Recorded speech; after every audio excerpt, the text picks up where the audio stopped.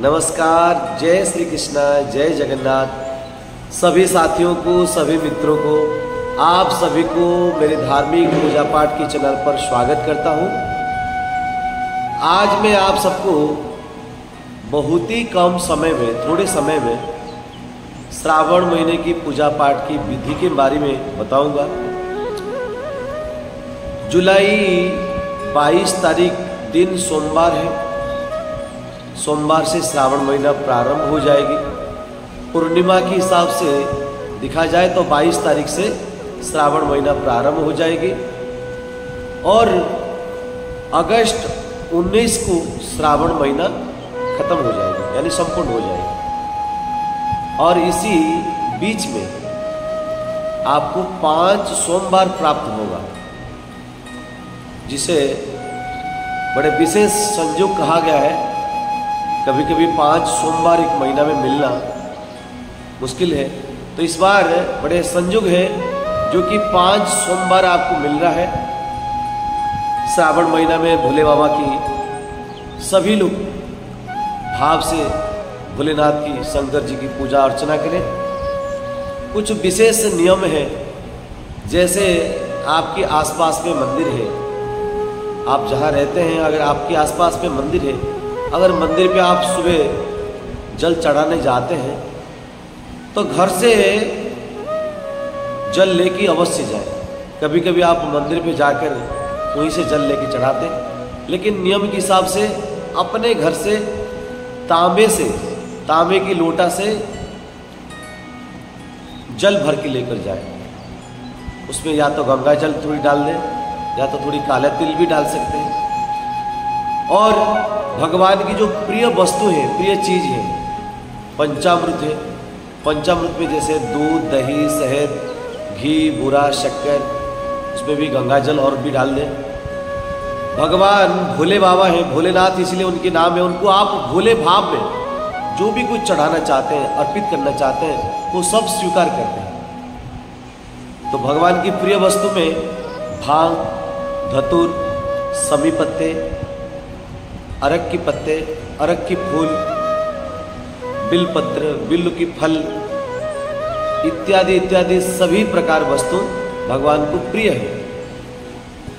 आप जैसे मंदिर पर जाते हैं, महादेव को जल चढ़ाते हैं, जल आप दोनों हाथ से पकड़ करके महादेव को जल चढ़ाए, एक हाथ से जल ना चढ़ाए।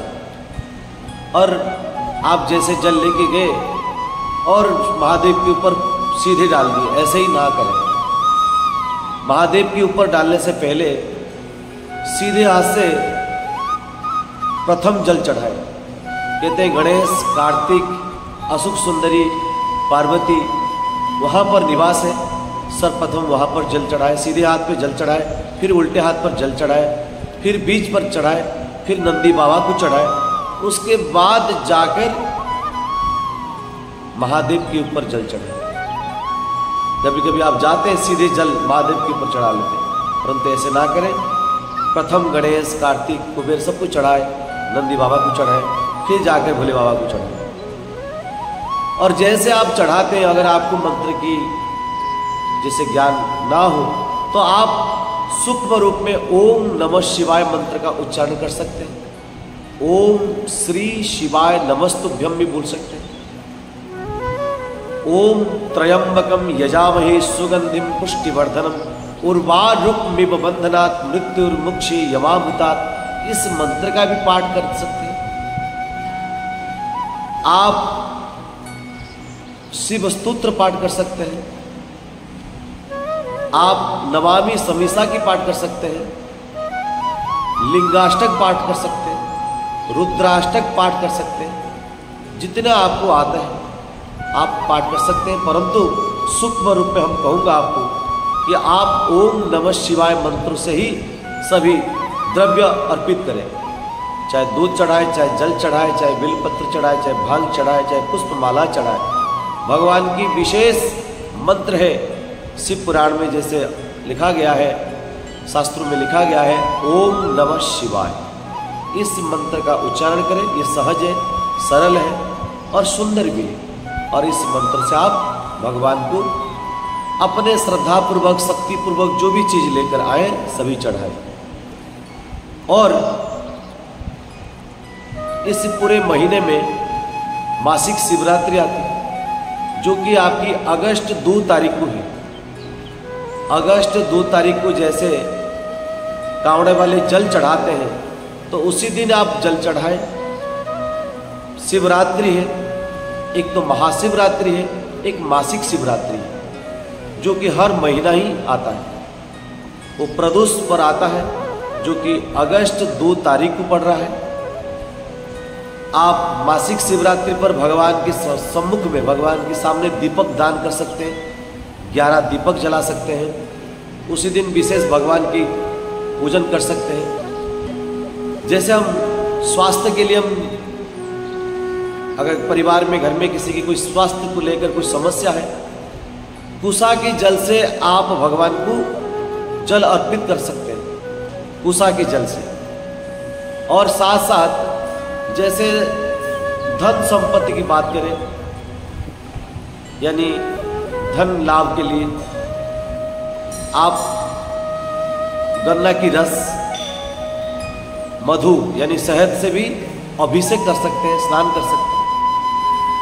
साथ साथ जैसे विद्यार्थियों के लिए, विद्या बुद्धि के लिए, बच्चों के लिए आप दुब घास की जो रस है, दुर्वा दल की जो रस है, रस से आप अभिषेक कर सकते हैं।